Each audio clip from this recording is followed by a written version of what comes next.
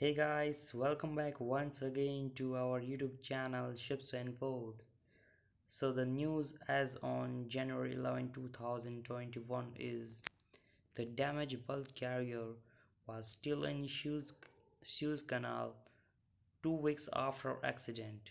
Bulk carrier CHRISTOS THEO reportedly suffered rudder and propeller damages in Suez Canal below Great Bitter Lake while trying to avoid collision.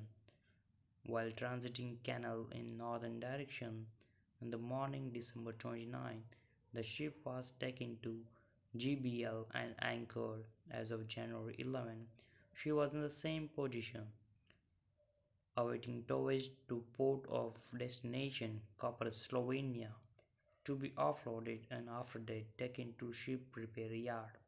Bulk carrier CHRISTOS THEO IMO 956Y118 TWG 56838 built 2010, flag Marshall Islands. If you like this information, do share with your friend and subscribe to our YouTube channel. Till then, stay tuned with our next video. Thank you.